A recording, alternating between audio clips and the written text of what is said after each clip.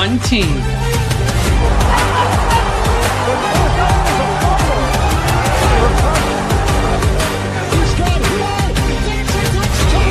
One dream. One fan. 30, 20, 10, touchdown Miami!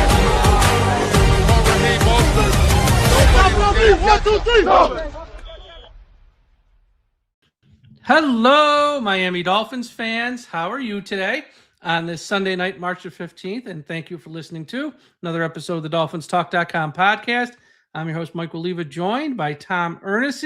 Feeling a little under the weather, but you know what? He's playing through it. He's playing through pain because he's a champion. That's what champions do. Tom, how you doing? I'm good, buddy. Just made sure I wasn't on mute this week. So off to a good start. We're off to a good start. Off to a great start. So yeah, I'm doing good. Excited to talk about this first week of free agency and get into some Dolphins mock drafts. Yeah, we're gonna have some fun tonight. So first we'll talk about, some of the news from the past week. Now that, we've had some more time to marinate on it and such. And then we'll have some fun as I cough. We're going to do a couple mock drafts online here. Tom will do one, I do one. And we're going to use the PFSN mock draft simulator, which is awesome. One of the best ones out there. So yeah, we're going to have some fun on tonight's show. Before we get started, as always, let's get the business stuff out of the way first. This show is brought to you by Caneswear. Everyone go to the website, caneswear.com, for the best and most affordable Miami Dolphins apparel on the internet. If you need a Miami Dolphins hat, hoodie, jersey, T-shirt, jacket, coat, whatever, something for the home office or the car, go to caneswear.com for the best prices on the internet for all Miami Dolphins apparel. They also got stuff for the Hurricanes, the Panthers, the Heat, the Marlins. And if you're in South Florida, swing by their shop at 2655 South University Drive in Davie. Caneswear.com, caneswear.com. Also, a shout out to everyone watching us live at the I Am a Miami Dolphins fan Facebook page, run by the great and talented Carlos Hernandez. If you're on Facebook, please be sure you are a part of the I Am a Miami Dolphins fan Facebook page. And if you're watching us on YouTube, smash that like button right now. Subscribe to the channel. And if you leave us a super chat between now and the end of the show, we will read it on the air. Also, real quick, I've mentioned this the past few shows.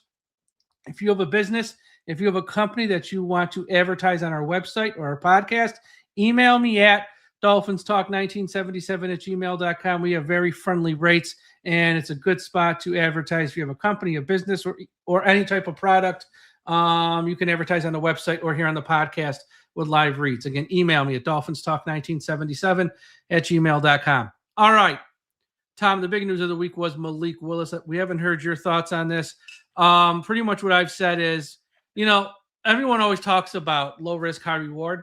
In the realm of quarterbacks, the money's more than your typical low risk, high reward. This is a low risk, high reward play. You're only tied to him for 2 years. The money's not astronomical. If he plays well, great. If he doesn't, who cares? And I still think they're going to take a quarterback in round 1 next year, no matter how good he plays this year. So what are your thoughts on Malik Willis signing with the Dolphins?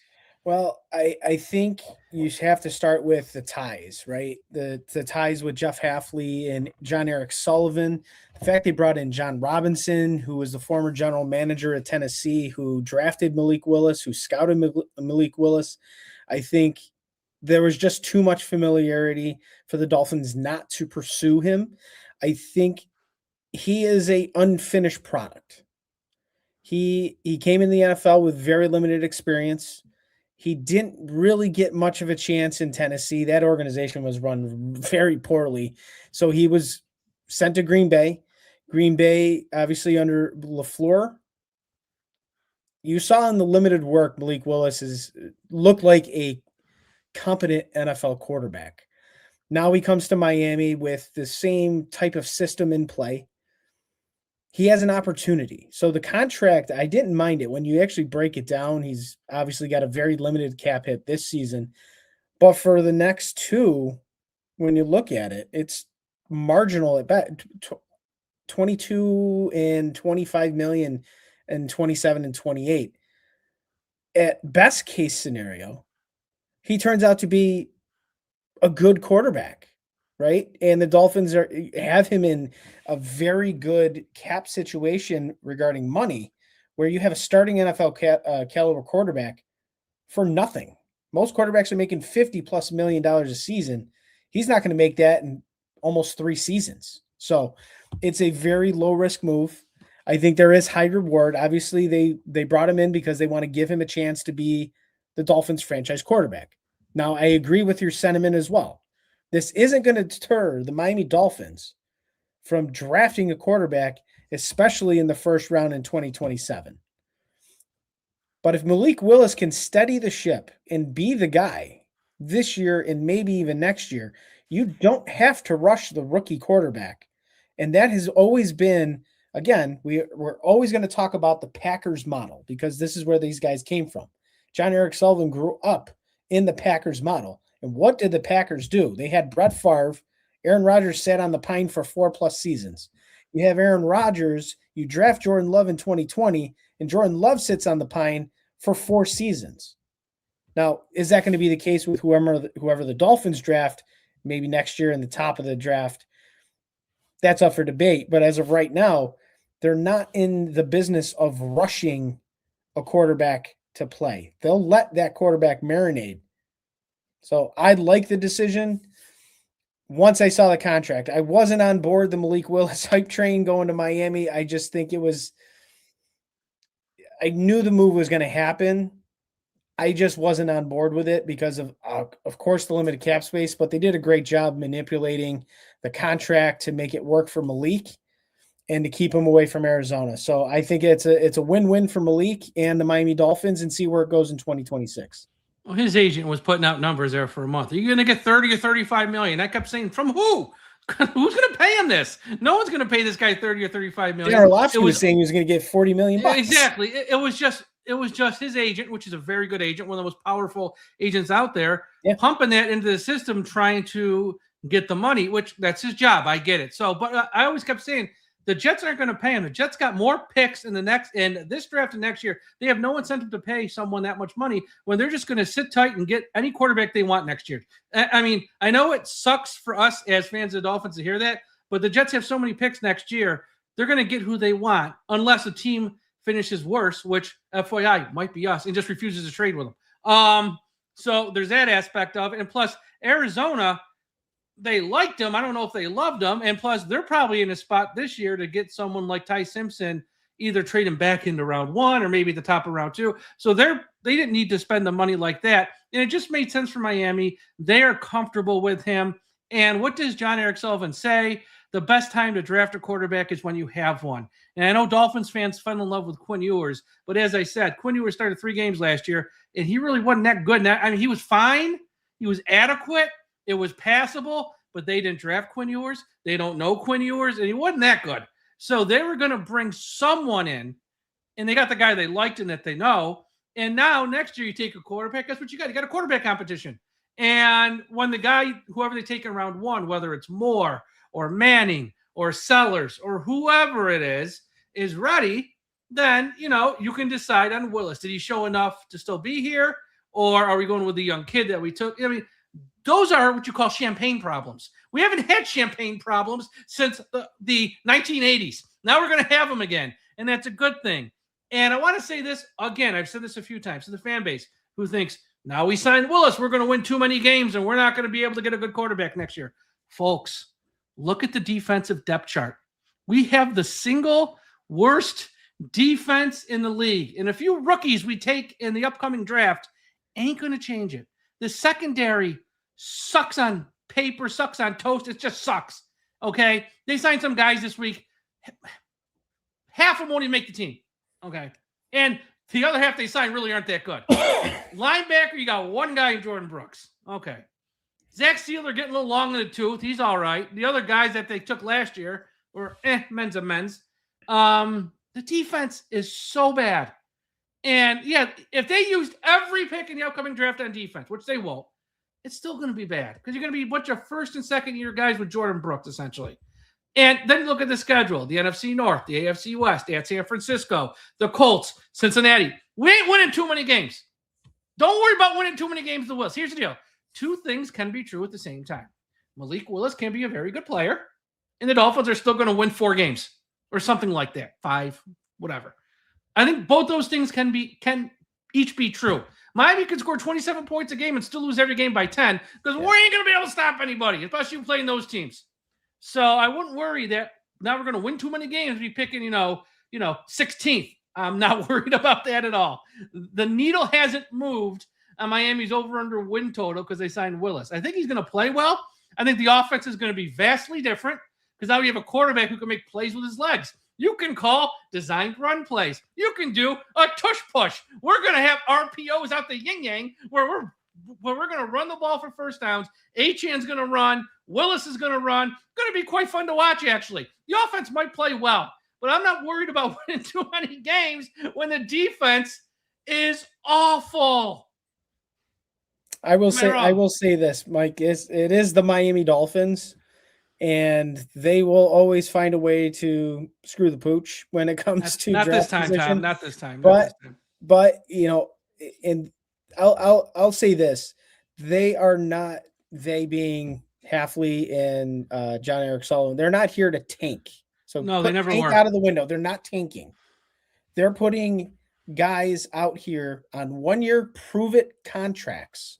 If you paid close attention to free agency this week, the signings that they made outside of Willis, 1-year contracts. Why?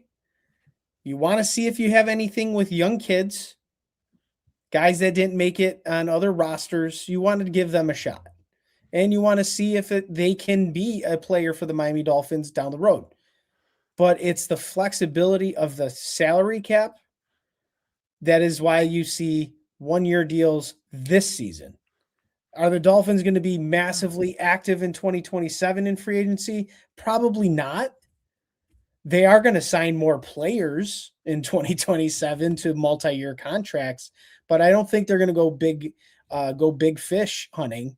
They are going to be very methodical in their approach, and the goal is to draft extremely well, because that's where your salary cap should be going, is towards the players that you develop. You want to pay them and you want them to be here. Not go out and sign every big name free agent, because it just hasn't worked for this franchise for 30 years. No, it hasn't. So it's time for a change. I'm excited to see where this thing is going to go. And hopefully, Halfley and John Eric Sullivan can get this thing righted. Yeah, they're not going to tank, but that doesn't mean they're going to win either, because they just might not be very good. And they're going to be so young in a lot of spots, especially on defense. Like I said, offense, you look at the pieces. Yeah, they're going to add some. They'll probably add a rookie on the offensive line. They'll probably add a rookie, either wide receiver or tight end. Just one more pass catcher. Okay. But in general, 4 guys on the offensive line are returning. Your running backs returning. Waddle's returning. You signed 2 veteran wide receivers, which we'll talk about next. They got veterans on offense for the most part. The defense got nothing, man. It's just, and again, a bunch of rookies ain't going to change that. So, yeah, let's talk about real quick. Tutu Atwell, Jalen Tolbert. In a perfect world, that's your number 3 and your number 4 wide receiver. For this year, it might be your number 2 and your number 3. I think in a perfect world, Waddle's 1.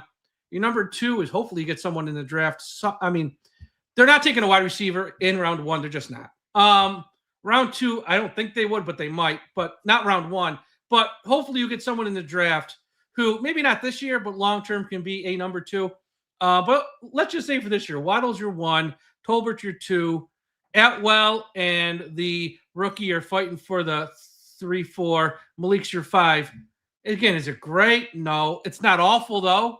I think Atwell's kind of more of a gimmicky player at 5'9" with his speed. Tolbert, when he's locked in, he can be a solid number 2. I don't know if Waddle's a true number 1, but we're going to find out this year. And I think Malik as a number 5 is probably where he probably fits in this league. So the weapons there, compared to where we were last week this time, improved. But I would like, especially round 3 where they got 3 picks, give me a big-time pass-catching tight end or a wide receiver there. It doesn't have to be both this year, but they need one of the 2 there. And I think that will kind of really round out this passing game, Tom. Yeah, I'd like the signing of Tolbert. Again, it's a 1-year prove-it deal. He had moments in Dallas. Obviously, Dallas depth chart fluctuated quite a bit over the years. and he just kept getting pushed down. But with the injuries that happened on that roster, he got his chances to play. So I think he's a decent player. I think this is a big chance for him to prove himself in the NFL. And I'd like to see him take advantage of the situation. Being at a 6'1" height, it's something that the Dolphins lacked as wide receivers over 6 feet tall over the last few years. So that's a good change. And Tutu Atwell, I had bigger aspirations for him when he was with the Rams. You'd think that he would have really taken off there, but he was just kind of ho-hum. But he's a guy that's going to bring electric speed to the slot position. So again, another opportunity for Tutu to get going. And if these guys do play well, and say the Dolphins don't re-sign them and they hit the open market, there's a chance you can get some compensatory picks for these guys in, the later rounds, because they're not going to sign for the top dollar. But those are guys that you can definitely see leaving in free agency and maybe getting you something in the 6th or 7th if they don't re-sign in Miami. So I think there's a lot of good there. And when it comes to the draft, and we'll get into this when we get into the mocks, so I won't dive too much into it. I'm taking BPA. I don't care who it is. I don't care where they play. But he ain't. He's going to build from the inside out. He built from the inside out. And he has to. He has to with that on his team. That's fine until someone falls in your lap that you just can't pass on. Those situations can happen, and I think it would be foolish to pass on elite football players, especially if it's Caleb Downs that falls in your lap. I mean, well, that's different. I mean, that's what I'm saying. I'm talking different scenarios, tight ends, running backs. There's different. Not there's that he never fall that far, Love, but Love ain't gonna fall that far. But I'm saying, I've seen some mocks where Carnell Tate falls to pick 11, which is great. I think he passed on him, honestly. I think he wants to build up both lines, we always talk about the 5 premium spots. I know wide receiver is one, but this guy really wants to build from the inside out. Caleb Downs is unique. Sonny Styles is unique. I think you make exceptions for them. I don't think you make an exception for Carnell Tate or the tight end or someone like that. Those exceptions he's not going to make. I think he wants someone with some size who's going to bring a thump. He wants somewhere like there. That's what I mean by that. I mean, I think there's a couple positions you can kind of cross off and pick 11. We'll see though. Okay. Offensive line, the kid from the Chargers, Jamari Sailor. I think he's a backup swing tackle. He might start at right guard if you don't get nobody else. I don't think you want to see him start at right guard. I think you want him as your Larry Borum backup swing tackle. That's where Miami needs him. Yep. I mean, if he starts at right guard, that means things went wrong in the draft. That's all I'm going to say. But I think it's a solid signing because they did lose Larry Borum. They lost Cole Strange. They cut James Daniels. They needed someone who can play. Don't forget Liam Eichenberg, Mike. Liam Eichenberg. Oh, my heart. Be still me. Let's have a moment of silence for Liam. Moment of silence is over. Okay. But I think this kid, perfect world, is your backup swing tackle, and that's fine. I have no problem with that. So there. We got a kicker competition. Zane Gonzalez, Riley Patterson. Who are you rooting for, Tom? I don't care. I don't think we're going to be kicking a ton of field goals this year, to be honest. But Riley Patterson was fine for the Dolphins last season. So I saw some people were complaining that both these guys are bad on kickoffs and stuff. I'm like, folks, that is the least of our worries right now. I don't care if where they put it in the landing zone, just put it in the freaking landing zone and we'll call it a day. If I'm not sitting up nice with all the holes we got, we don't have one starter in our secondary. I think I'm worried about the place kicker and put it in the landing zone. Not this year. That's another year's problem. It ain't this year's problem. If you're the Patriots, you can worry about that. If you're Seattle, you can worry about that. If you're the Broncos, you can worry about that. We ain't got to worry about that's the least of our problems. Secondary, they signed a bunch of guys. Lonnie Johnson Jr. is a vet, but to me, he's like Ashton Davis 2.0, Zane Anderson, to me kind of replaces Elijah Campbell, more of a special teams guy. Alex Austin, Marco Wilson. And then you got the kid from the Titans, Daryl Baker Jr., who was like he really was god-awful last year. Half of these guys aren't making the team. And the half that do are going to have to earn it somehow. Corner is in play in round 1. I think in my opinion, I think he would take a corner. I don't think he wants to take a corner in round 1. I think he's hoping there's an offensive lineman that falls in his lap. And that's what I'm thinking. There's no real edge rusher at 11. That's unless somebody falls like Ruben Bain or something. Which then the problem with Bain is the arm length is short. And I know some people say it's a big deal. Some people say it's not. The Packers' mindset has always been, we don't draft those guys though. And if he's got no wiggle room with that, I'm not saying he'd pass on Bain. He still might take him, but that's not going to check all the boxes for someone from that Packers mindset. But from at edge, I don't know who's going to be there at pick 11 if he goes top 10 Bain. I don't know who's going to fall. So I'm thinking, and we'll talk about this more with the draft. I think he'll take a corner at pick 11 if he stays 11. But I think he really wants to take an offensive lineman, and I think he might take an offensive lineman. I don't know. That's going to be it. But they need help. Their secondary is that's a dumpster fire. Now, look, it's only March 15th. They got a lot of time to fix this. But on March 15th, it's a bad secondary. With all the guys they signed this week, it's still bad. There's a lot to be desired right now in that room. I think they know they've got work to do there, and the fact that they're bringing in a lot of corners, and the one big thing with all the signings on all of the corners that they signed, Mike, you have to have a height requirement to join the Miami Dolphins. You have to be 6 foot or more. Excuse me. So you can cross potentially Mansour Delani off your draft. He's got the arm length problem too, short arms, and they don't. I'm telling you, these Packers guys. Here's the thing with the Packers guys. And it's going to be tough for some fans of Dolphins to adjust to this. Chris Greer was fluid on everything. He had no convictions on nothing. The man was just okay. He didn't care. These guys stay true to who they are. And you might say, he's still Ruben Bain. He's still Mansour Delane. Don't worry about that. They might not think that way. They might have a hard-nosed, no way I'm touching him. Especially when you're talking about the 11th pick of the draft. They're going to want to stay true to what they want in players. We're going to find out. Look, I still think, if Ruben Bain falls, I have no problem with Miami taking him. I have no problem. Me personally. But I'm not the general manager of the team. They are. Or he is. And he might be like, I've seen this too many times. It does not work out. Like in round 4, I'll take that risk. In round 1, I'm not going to take that risk. Same thing with Mansour Delane. Round 3 or round 2, maybe I'll take that risk. Round 1, I'm not taking that risk. That's what's going to be so interesting because we don't know. With Chris Greer, again, transparent as cellophane, you could almost, what he was going to do kind of in some ways. This guy, we think we know what he's going to do, but now I got to see him execute on it. Yeah.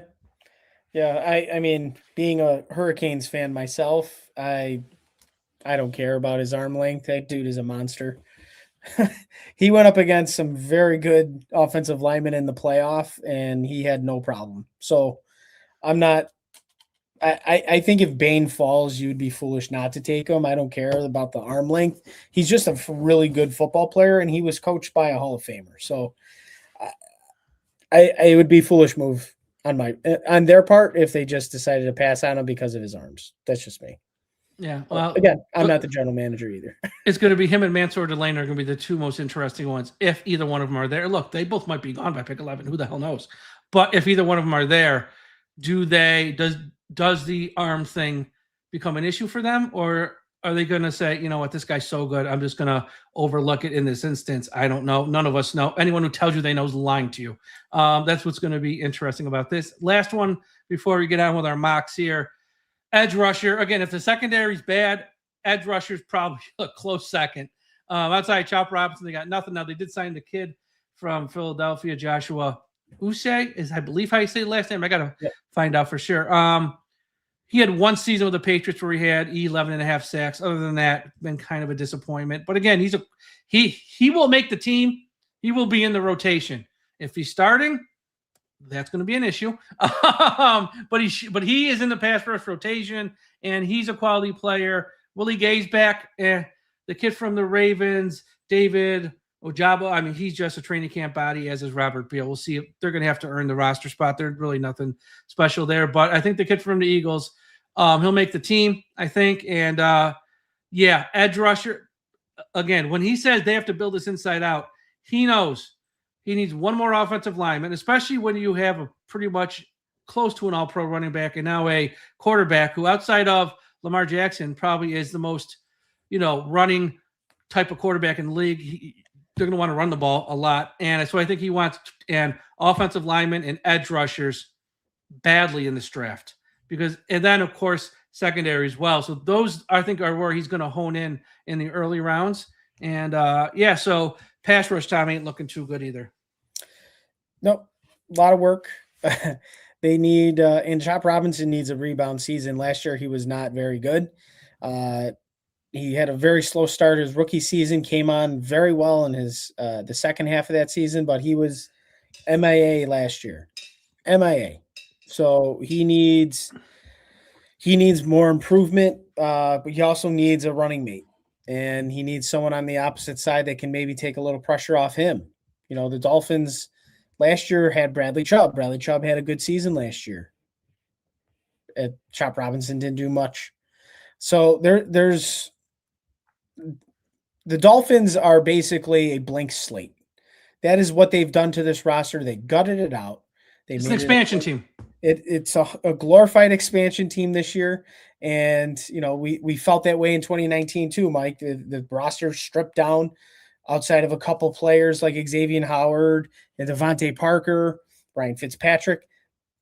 That was it. That was the roster. So a lot of moving pieces, and the Dolphins they're making this a glorified expansion season. A lot of guys, like you mentioned, unproven players, might be camp bodies, might be depth players. But if you potentially have these guys starting during the season, it could be a long Sunday on defense, especially. So I'm very intrigued to see how this plays out, especially at the end of April for the draft and what direction they decide to go, because there is just so many glaring needs on this team, and they have to address a lot of it. But they get most of their money after June 1st. So it could be in play to get a couple guys over the summer, et cetera, et cetera. So we still have a lot to. Yeah, I'd be very surprised. I think when they get all that money, I think that's going to be rollover cap for next year. I mean, they're going to pay the rookie class and do all that stuff, and they'll probably pass out an extension to Brewer and Jordan Brooks. But I think the majority of that's going to be rollover for next year. The one thing they did is they signed guys with traits, the tall guys in the secondary, stuff like that, and they didn't sign anyone old. And anyone you're signing in June or July are old, and I don't see them signing old guys to this team. You mentioned the 2019 team. It's like that in some ways, but it's not. That team had way more talent. You had Christian Wilkins, Zach Sealer, Andrew Van Ginkel, Jerome Baker. You had Xavier Howard. You had Parker. Even if you want to count Albert Wilson, I mean, you had more talented guys there. Xavier, like I said, Xavier Howard. You had Rashad Jones. I mean, that team was better. They had more talent. This team, again, you got Achane, Waddle, Brooks, Sealer. Patrick Paul. Want to throw in Patrick Paul? Throw in Patrick Paul. You want to throw in Aaron Brewer? Okay, but we're talking like 6 guys. That team had more. I mean, not much more, but it was more. And that head coach was a lunatic too. Not that Hafley's not a lunatic. He's not going to be a lunatic. Hafley's going to want to win, but I don't think he's going to, I also think he's got like a little common sense about him too, where it's like week 15 on, like, okay, you know what? Let's not screw this up here. Let's get a chance to get more or Arch Manning here. We're not going to, screw around. Sure. I think he's got a little bit more of a level head. So that's also in play too. Yep. All right, it's going to be mock draft time. Before I do that, as always, check out FinHeaven.com. FinHeaven.com, largest Miami Dolphins message board on the internet. Wherever you're listening, Apple Podcast, Spotify, Podbean, Podchaser, iHeartRadio. Subscribe. We'll have shows pretty much every day this week as well. I got some guests lined up. I did a draft preview show Yesterday, Saturday, with Justin Mello of Sports Illustrated, we covered the quarterbacks, running backs, wide receivers. He'll be on next Saturday as we cover a couple more positions to get you ready for the draft. Wednesday's another draft show with a surprise special guest. Not going to tell you who. And I'll probably have Josh Moser this week and some other people as well. Again, YouTube, smash the like button. Super chats are open. Send us a super chat. And we will read it on the air before the end of the show. Also, Dolphins Talk Extra. March Madness is here. We got a March Madness contest. You got to sign up. Go to patreon.com/Dolphins Talk. Here's first prize. It's an autographed full-size replica helmet from Tua Tagovailoa. It's the black helmet, not the one that they wore this year. It's a unique alternate black helmet. Autograph from Tua, replica helmet, March Madness. You got to sign up. Patreon.com/Dolphins Talk. It's only $5 to sign up. You get bonus podcast, private message board. You enter all of our contests for free, where you can win cool prizes like this. I know he's gone, but this is still a really cool prize at the end of the day. So sign up, fill out your bracket, and if you win this full-size replica helmet of Tua Tagovailoa. All right. Here's what we're going to do. We're going to do some mock drafts. Tommy's going to do one, no trades. I'm going to do one, no trades. Then we'll do one together where we have to agree, and we'll do trades on that one. But I don't want to trade ourselves for like every pick in 2027. We got to make some picks this year because sometimes these trades are like, oh, I got to do that. We're not going to do all that. So let me get this up on the screen here. We want this. Let me know when you is it showing on it? It's showing. Okay, yep, we're good. All right. So, hold on. Tommy, this one's you. Want to go Miami. Ding. We're going to go. You want to go normal or fast? Just do fast since we're not doing trades. Yeah. Select number of rounds. We want all 7 rounds. You want a specific type of player list? Consensus. All right. All right. Let's select number of rounds. Let's do all. Here we go. Ruben Bain, 1 second. This one. We're going to reject all the trades. I'm not even going to read them. All right. Pick 11. Wow. You got a couple names fell to you. One in particular, which would be a home run, I think. But this is your draft, Tommy. So you tell me what you want. I'm going to make the click. For those who aren't paying attention, well, for those listening in audio form, for at least round 1, we have Mendoza first, Ruben Bain second, Carnell Tate third, Evero Reese fourth to the Titans, Jeremiah Love went to the Giants, Jordan Tyson, who I just freaking hate, went to Cleveland, Caleb Downs went to Washington, Mansour Delaney went to the Saints, David Bailey to Chiefs, Lions made a trade to move in front of Miami for Francis Mugawa, who's the guy I want. So at pick 11, Tom's got Sonny Styles, Malachi Lemon, Spencer Fano, Jermod McCoy, Keldrick Fault, or Kenyon Sadiq. Who you taking? See, now this is where it'd be tough for me as a general manager because you have need. This is a no-brainer pick, Tom. You can't. It is a no-brainer pick. So I'll make this short and sweet. We're going to take Sonny Styles, that's it, linebacker from Ohio State. He reminds me a lot of a more bigger athletic version of what Minkah Fitzpatrick is. And I'm being serious. He's bigger, better than Minkah Fitzpatrick. He is versatile. He can play safety. He can play linebacker. He can line up in the slot. He can cover. He can blitz. This kid is a maniac. Yeah, he's too good to pass. He's way too good to pass off. Like, first off, I'd be shocked if he fell to pick 11. After the combine he had, I'd be shocked if he did. If he did, though, this is the exception. He is so stinking good. And again, you put him next to Jordan Brooks. You got 2 linebackers who can stay on the field all 3 downs. Jeff Hafley will be smiling from ear to ear. So we're gonna go. Tom's gonna go Sonny Styles. This is a no-brainer. We have to go through all these picks. Blah blah blah. Pick 43 up next for Miami. We're gonna reject all these trades. Okay. So Tommy, you got Ty Simpson on the board at 43. You got Colton Hood, the corner out of Tennessee. You got an offensive tackle from Arizona State. Some people like a lot. Max. I can't say that last name, but his first name's Max. Everyone knows the guy from Arizona State. Lee Hunter, I love, but they're going to go interior defensive line after they took 3 guys last year. You got Zion Young, edge, Missouri, Christian Miller from Georgia, interior, Chris Bell. he'd be a steal, but he's coming off an ACL. He might not be ready for the start of the year, or who knows when this year. R. Mason Thomas, a little bit like Chop Robinson. Jeremy Bernard, who I love. So you got some options here, Tommy. Who are you going with? Tons of options, Mike. So when you're looking at it, it's again, you're looking at value. And I think a first round pick fell in your lap at pick 43. I think Colton Hood from Tennessee, the cornerback, makes a lot of sense at this spot. By the way, he does qualify to join the Miami Dolphins. 6 foot, 193. He's 6 foot tall. So I think that's the pick because they have no depth and no starters in the secondary. And again, he's arguably a first round pick and he's falling into your lap. I agree with your first 2 picks. I like it. Fix this defense. We're going to, Tommy's going to go Colton Hood. And we're off to a very busy round 3. Reject.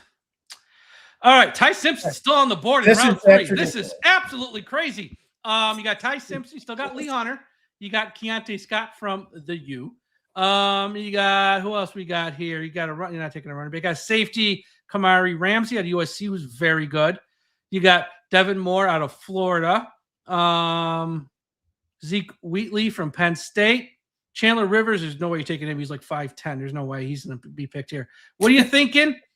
I mean, look, I hate to say it. In reality, I know you're not going to do it. In reality, if Ty Simpson's there at pick 75, they're probably taking him. I'm just saying. 100%.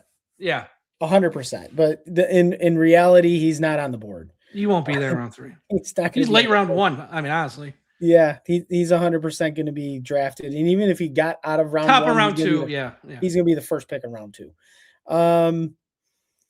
See, Nussmeier went before Ty Simpson. Holy cow. I just saw that. Nussmeier what a hell of a pro day. Oh what a my pro God. day by Garrett Nussmeier. The Nuss bus is back on. Look who took him. The Saints, where his father's a coach. Oh, that makes sense. Shocking. Look at that. All right. So we have our defensive back. We have our linebacker. I need more than one defensive back, though, Tom. That's the thing. Yeah. So I think click on Keontae Scott. I want to just make sure I'm He's a slot corner, 5'11", but he's more of a slot corner. He's not going to. He can play boundary, but that's not where his strength is. Which is okay. Look, they need every type of corner. Yeah, they need as much as they can get. You can't be too picky here. I'm gonna take Keontae Scott. I actually agree with that pick too. Okay, and the next one's going to come up real quick. Pick 87. Reject the trades. All right, Lee Hunter's still there. Jesus, at some point. Okay, Lee Hunter. We got tight end here. We got Justin Jolly from NC State and Michael Trigg. Malik Muhammad, who I like a lot, but who's your? But you already took Hood and Scott, so maybe not a third. Skylar Bell, and also Brennan Thompson of Miss State. You want to go wide receiver? Oh, you got my favorite guy, Danny Dennis Sutton here. You got an edge rusher from Penn State. Not like Chop Robinson. He's exactly the opposite of Chop Robinson. He's more of a set the edge, stop the run guy. Running backs, I don't think you'll take a running back here, even though you love him. Jacoby Lane, he's a big boy. He's 6'4". He's a big boy. You got options here, Tom, and you have a pick coming up 3 picks later too. Yeah. So at this point, little strategery coming on here. Yeah. So I did a mock draft for DolphinsTalk.com, and it would be hard for me not to take Jacoby Lane from USC, 6'4" wide receiver. I like the pick there. Knowing that you have a pick in 3 from there, I'm taking the wide receiver right now. He's 6'4", 16 touchdowns inside the 20-yard line. He's got a great athletic profile. And if he can add just a little bit more to his route running tree, that's a steal in the 3rd round. So I'm taking Jacoby Lane. He got a whole year to develop it. We ain't going to win many games. So we're going to go, Tom's going to go Jacoby Lane right there. And I'm going to reject this trade. And all right, so Tommy's still on the board. You got 2 corners. You got a linebacker. Here you might be looking, for me, you might want to look at some edges. Yep. You could go tight end, but I'm thinking edge, tight end, offensive line. Probably your 3 spots here. Yeah, Denny Dennis Sutton from Penn State just It's the So smart good. pick at this point, and it's a type of player that you want. You want an edge setter. You want a guy that can get after the quarterback a little bit. I think he had a lot more playing time than Chop Robinson did in college. Yeah, But I he's will. he's someone, he had 8.5 sacks in 2024 and all that stuff. And I think he had 8.5 sacks this year. Yep, 8.5 sacks this year. But it's not the sacks with him. 6'6", 250. He's a guy you want to build trenches and get tougher, not be quote unquote soft. This is the type of guy you need. I don't care how many sacks he gets for us. You need someone at the end of a 4-3 line who can put his hand in the dirt and be a badass MFer. And this is kind of what this guy is. That's why I like him a lot. I know some other people like him a lot too. But yeah, so he's one of my favorites in the whole draft. If you can get him at pick 90, I think it's a little bit of a steal. I probably would have took with me a pick 75 in this draft, honestly. But so you want to go him? Yeah. All right, Danny. Then you have your next pick coming up at 111. Reject the trades. All right. So you got an edge, you got 2 secondaries, you got a wide receiver, and you got a linebacker. You might have got the best player to draft in Sonny Styles, honestly. Round 4, you got another wide receiver that people think highly of in Ted Hurst. He's tall, too. He's really tall, 6'4". You got Austin Barber, who might be your right tackle next year, taking over for Austin Jackson if you want to go there. Now you got your quarterbacks in play, too. Bryce Lane, who, if you listen to the show I did yesterday with Justin Mello, Bryce Lane, same school as Christian Watson with the Packers. Same stats, same height, same weight, same speed. Look what Watson's done with the Packers. He thinks Miami and he thinks the Packers will be fighting over a guy like Bryce Lane because they both saw what Christian Watson did, and he's essentially a Christian Watson clone. So you got him. What are you thinking? You want to look at any other types of positions in particular? Here, pick 111. Nope. It's an easy decision because you need trench players. So I'm going to take Austin Barber from Florida. You need someone that can fill on the right side when Austin Jackson inevitably gets hurt. That'll be week 3. Yep. And there's potential that they might kick him inside the guard. So there's a guard competition there too. Yeah, absolutely. I agree. Good pick by Tommy. Now, round 5, I think you got one coming up here as we go through. Pick 151. Okay, so here we go, round 5. Now, look, when we get to round like 5 and 7 here, because we don't have a pick in round 6. Throwing darts. Little throwing darts. There is a name that sort of jumps off the page. And I don't know if it's the same, if you see it. Sam Roush out of Stanford or Tanner Koziel out of Houston are 2 tight ends who might be a fit if Miami wants to go tight end. If they want to stay in the trenches, they can. You got another Penn State guy on the interior, Zane Durant. You got Tim Keenan out of Alabama. Let's see here. You got a lot of wide receivers. I don't think we need another wide receiver, though. You got an offensive tackle out of Wake Forest. Some people have sort of spoken about, whose name I'm never going to pronounce. What are you thinking?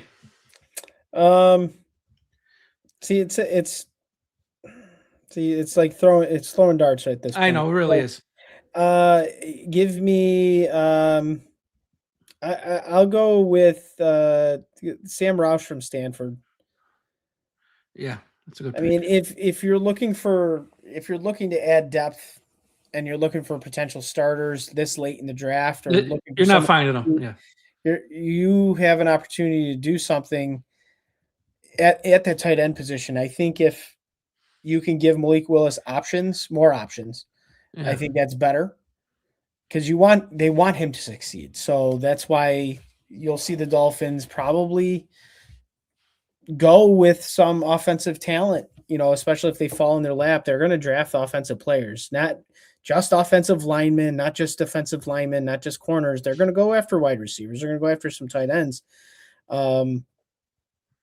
because they want him to succeed. They're not setting him up for failure.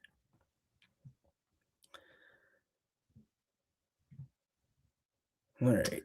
So now look, we're in round 7. Let's not spend too much time here. No, we're not going to spend a lot of time at all. I'm just looking for some particular names. Go to click on quarterbacks for me. Let me see who's out there. Well, you know what? You got Luke Altmaier. You got the kid from UConn, and you got Haynes King.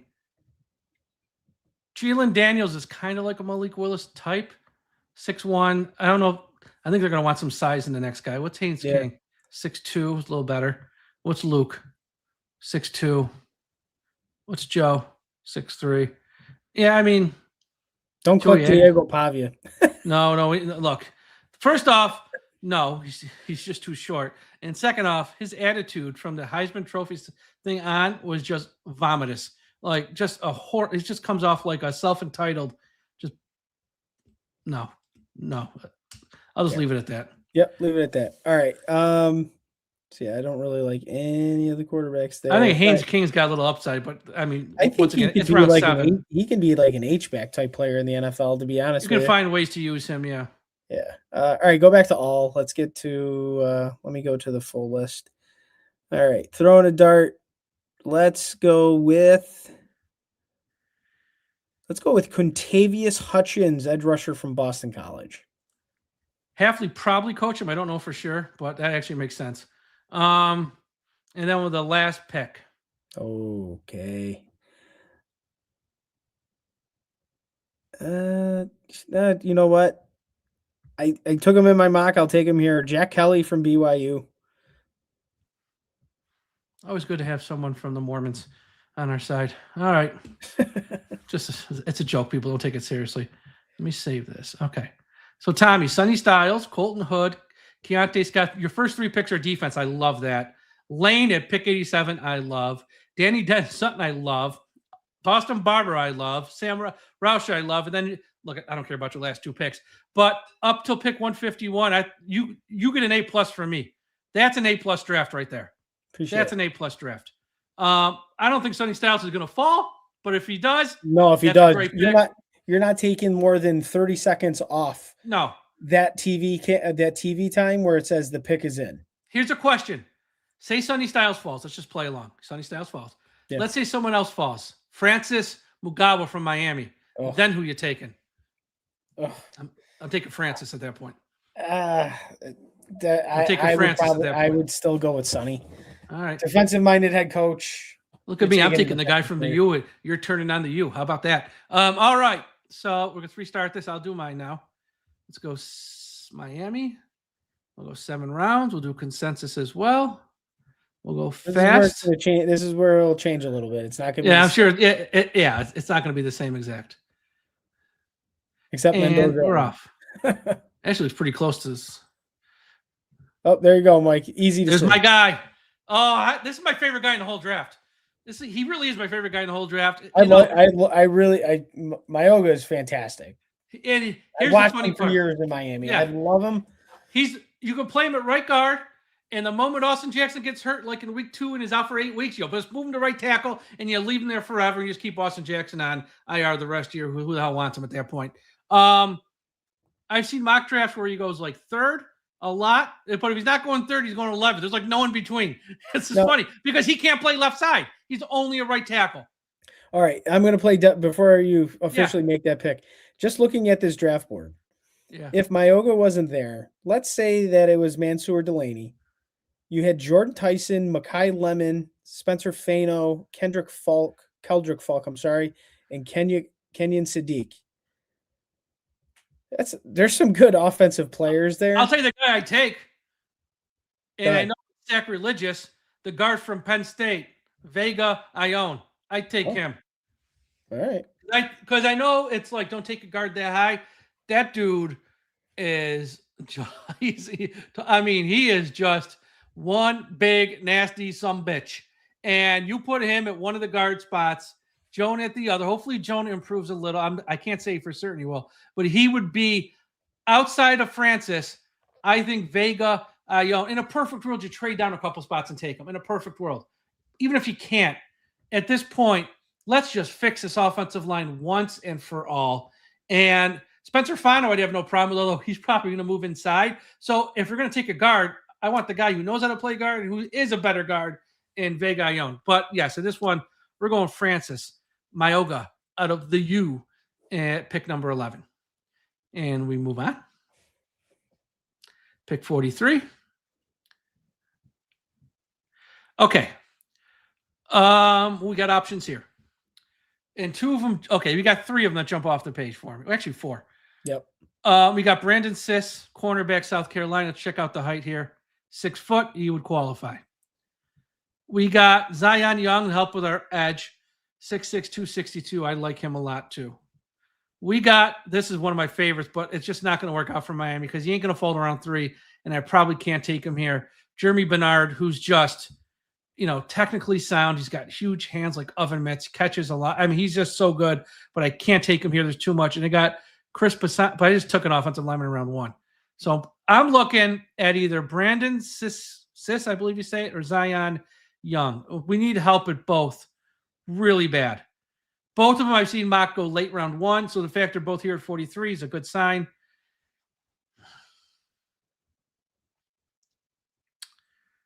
I'm going to go. I could go either way. What do you think, Tommy? What's your input here? You're my assistant GM. I would be nudging you to take Zion Young. Yeah, I'm kind of feeling let's get stronger. Okay, I'm going to go Zion. Yeah, I mean, it's really a coin toss because we need help so bad at both spots. Let's go Zion Young. There's going to be a player here in the 3rd round you can take at corner. For sure. Yeah, oh, absolutely. But let's see what we got. I mocked him in mine. I'll let you try to, if you're interested. Well, here's the deal. We got 3 picks pretty much right in a row. So, and I forgot your mock. That's right. Devin Moore. Devin Moore. You got Malik Muhammad, who I like. But at this pick first, is a guy I love. At safety, so I'm still helping my secondary because we need safety help too. Kamari Ramsey out of USC. Yes, right. Anyone with a Ramsey jersey, let's hope he picks the same number so you don't have to throw him away. Kamari Ramsey out of USC. I love it. I'm going to take him first. I'm going to hope one of those 2 corners are there. Now. No. Ooh. They're not. Well, I got my guy, Malik Muhammad, who can play both inside and out and even a little safety. So we got him. But there's someone else there. We got the wide receivers are here. Nope. Look at. I'm not taking Nussmeier now. No. You got Jacoby Lane. But here's the deal: we got 3 picks later. I'm gonna go Muhammad now because look at my guy went 1 pick before me. Oh, I'd be pissed. I'm gonna go Muhammad now and hope Lane is still there at 90. That's my thought process here. So let's get the corner.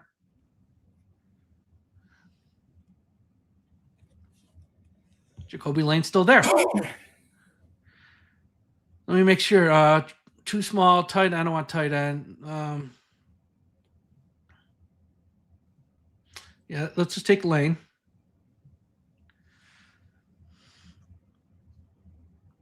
Okay. Now we are in round 4. Pick 111. What do I got?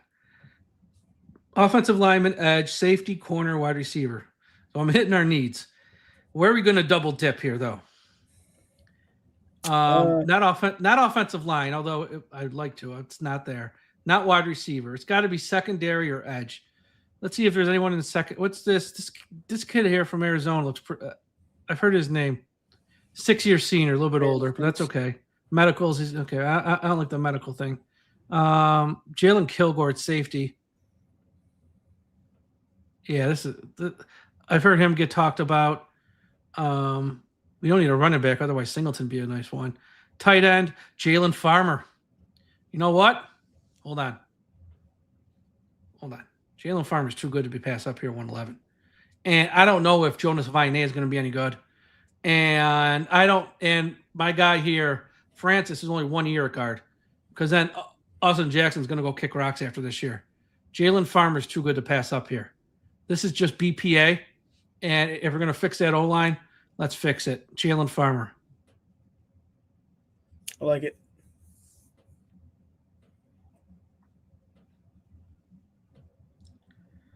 All right, here we go. Now we are in round 5, their second pick. I want to see if someone's there. All right. I'm rolling the dice. This kid,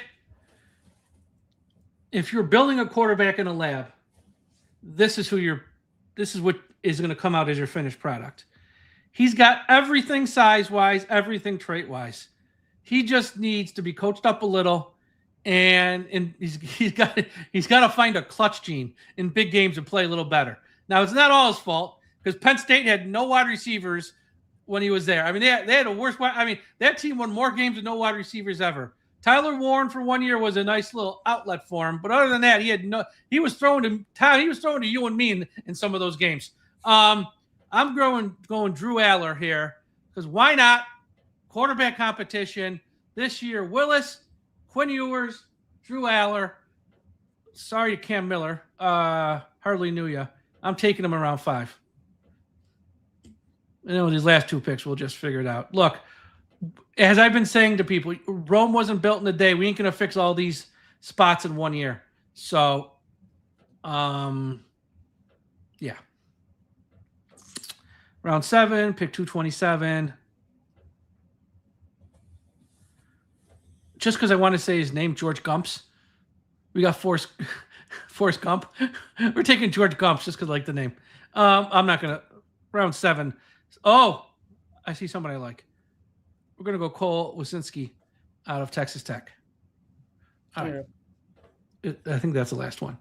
All right. So my draft, your draft is more well-balanced. My draft is kind of top-heavy, I think, because from 151 on, even well, look, I really like this draft. I'm not going to lie. I got big boys on the offensive line. I got me an edge rusher. Got me 1 safety, 1 corner, which probably isn't enough. We're going to sign a lot of UDFAs in the secondary. I got Lane for that big pass catcher, and I took a flyer on Drew Aller. So that is that draft. How long have we been going? I don't want to go all night. 57. We'll do this one fast. We're going to do, in this one, we're going to accept trades, and we have to agree, but we're not going to fight long on this either because it is just a mock draft. All right, Tommy. You ready? Let's go. Last one. Oh, I didn't do fast. Oh, boy. Yep. Okay. Is there a way to restart this? Yeah. Just hit back. Let's hit back. Okay. Oh, let's do this over again. All right. We got Miami. We want fast consensus. Yeah, that's too slow. Then make sure you hit 7. All right. There you go. We're good. Let's go.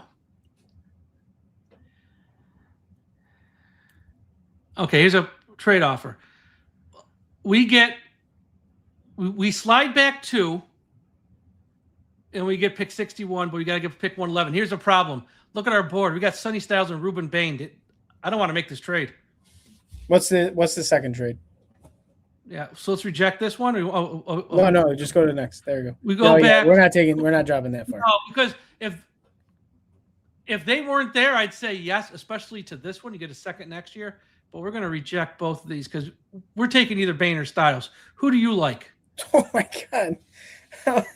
I mean, I'd probably go Styles, but I can't get mad at Bain either. So, I think either way, you don't go wrong. It's like, yeah, I really don't know. You have Bain, who I think is just phenomenal, and Sonny Styles, who's just a genetic. Let's do it this way. Freak. The only red flag on either one of these guys are the short arms. So let's probably go Sonny Styles. Just so there's no red flags. Yeah. I'll go Sonny Styles too. I mean, yeah. I know. Trust me, I get it.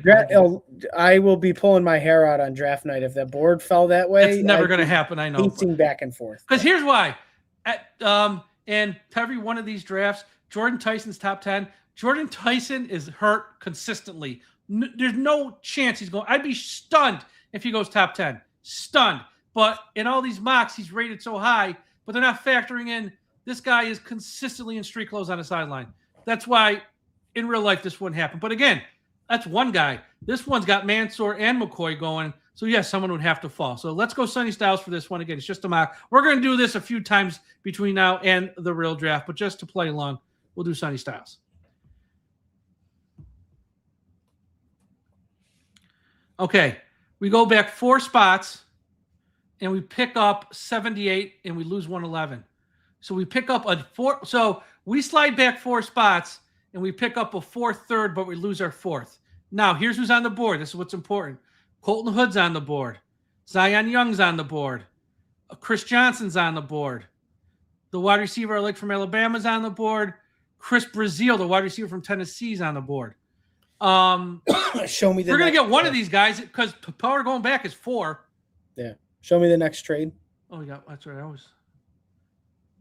Ooh, Go back. okay. Oh, no, this one we can't do. Because then I'm not trading out of round 2. I can understand the sentiment. That enticing 2027. It is, but not. If it was like late round 2, I'd say yes, but I don't want to trade out of round 2 completely. I mean, honestly, I'd counter the Bengals one to see if you can make. Yeah, they got nothing to offer except for pick 72 because they're picking. Well, no, what I'm saying is I would counter that and move that second to a first and drop 110. Maybe you can get a first round pick out of him. See if they accept that. They won't, but yeah, rejected. Okay, that's fine. So go back to the trade offer right in the middle of the screen. Yep. I would take this one. It's only 4 spots. And we get a 4th pick in round 3. Yeah, and you're picking up an extra third. Yeah. Yeah. That's fine. Dropping 4, you're still going to get a player you might like. No, we're not doing this trade. I don't want to do this trade with Cincinnati. No. No. They had their chance. No, this one's not worth it either. Nope. That's too far of a drop. Okay. So Colton Hood's still here. We traded back, and we can still get Colton Hood, or we can take the wide receiver from Alabama. But I think Hood is the smart pick. Yep, I agree with that. That trade really worked out for us. It's starting to look like my draft already. It is, which is okay. All right, we moved back 6 spots for a 5th in 2027. Nope. No. Nope. All right. Branch is too short. Ooh, there you go. Rutledge, Georgia Tech. Yeah, you're right. Rutledge or Overton, but I go Rutledge. I'm with you on that one. Yeah. That's one big nasty bitch. Boom. Okay, we got a trade here. Well, no, this is for third next year. Yeah, Detroit's offering pick 118, 128, and a third next year for 78 and 151. No. 96 and a third. Got to give up a 7th. So we're trading back 20 spots, and we're pushing out a third till next year, which is a strong draft. And you still have 2 other third-round picks. Yeah. This is the pick that you got in the trade. Yeah.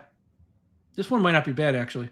And the fact that you still are in the third and you pick up a third next year. This one's probably pretty smart. That to me is a smart trade because you're picking up very needed draft capital in 2027. Yep, let's do this. And that's a stronger draft. Yep. You need as much ammunition as you can. If you have conviction on the quarterback next year, you need ammunition. Get as much as you can. Now, this one, I don't want to trade down too much in this round because we need players this year. So here, we're trading down 12 spots, and that doesn't make a lot of sense. No, that's reject. That's Pittsburgh. That's out. 87 to 97. It's not worth it. And then we give up. No. The late round picks, who gives a crap? All right, so now we're on the board at 87. We got who do we got in this draft? Styles, Hood, Rutledge. We can go Jacoby Lane, Danny Dennis Sutton. I think we got to stick with these 2 guys here. We got a corner, we got an offensive line. We need an edge or wide receiver. Now, we do have a pick at 90, so if we do this smart, we might be able to get them both. There's a lot of wide receivers above Lane. I don't see a lot of edge rushers above Danny Dennis Sutton. I'd probably start with Sutton, and then hopefully we get Lane at 90. Yeah, get your edge rusher now, and you might let's be do it able that to way. get your wide receiver. Trade back 7 spots. No, I don't need a 7th round pick. Oh, damn, they're giving it. Okay. Now we're trading. Now, hold on. We're trading back 20 spots, and we get a 4th and a 5th next year. But we're trading into round 4 now. 4th and 5ths are nice, but I think we got a guy that we really like on the board. Yep. And there's a few wide receivers we like, so I don't know if it's worth it. No, it's not moving out. I mean, the 2 picks next year, again, can't have enough 27 picks. Yeah, but we like this guy on our board, so hopefully he's there. Yeah. And he is there because now we're on the clock and he's still there. So let's hit reject. Yep. You want to go Lane? Yeah. Okay. Because now we're up again. You're rejecting everything right now. Just not even go through it because you're going to take Malik Muhammad. Probably, yeah. Unless there's something too good to pass up. There's not. Let's go Malik Muhammad. And he has got a lot of flexibility. If they want to go another offensive lineman, you could go Austin Barber. But I think Muhammad, we need a lot of secondary help. We already got an offensive lineman that we like.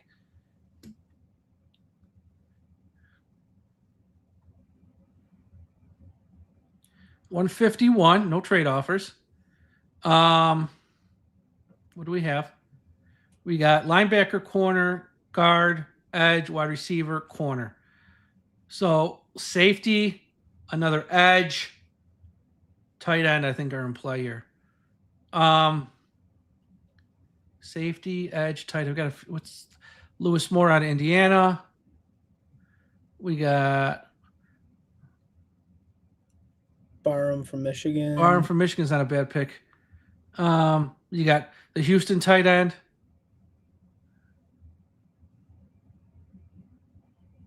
You could go quarterback, I guess, but I don't really want to in this one. No. Want to go Barham? Yeah. Yeah, I think Barham. Yeah, I think you go Barham. We need edge help, so yeah.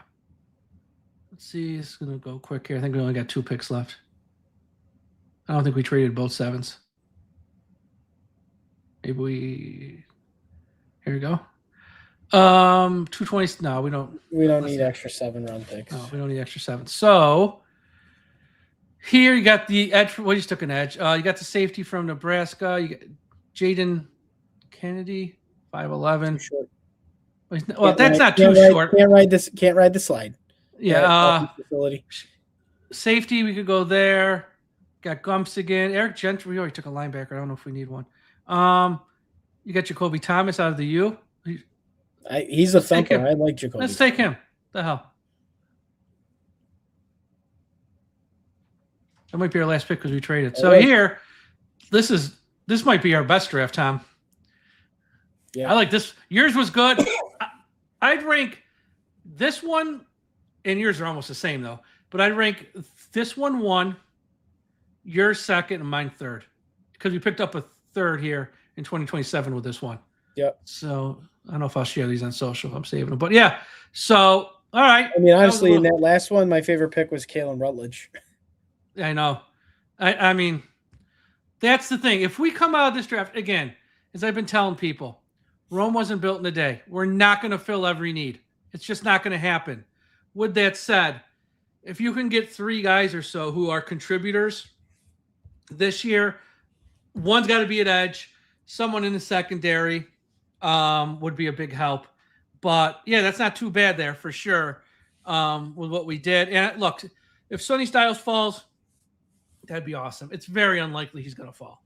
I don't think he's getting past Washington. Just my thought. We'll see though. But yeah, that's it for that draft. Thank you everyone for listening to this long show. We'll be back with shows this week. Not sure exactly what the lineup is. I got to talk with Josh and Aaron. But check out the website, DolphinsTalk.com, for all the latest and greatest Miami Dolphins news, rumors, and everything. Follow Tom on Twitter at DolphinsTalk.com. Follow myself at DolphinsTalk, Twitter, Instagram, Threads, Blue Sky, TikTok. We're on all the platforms. Podcast, wherever you listen. Subscribe. I don't think we got a super chat, did we? I don't think so. So we are good. Everyone have a great Sunday night. Enjoy the rest of the Oscars if you're watching live.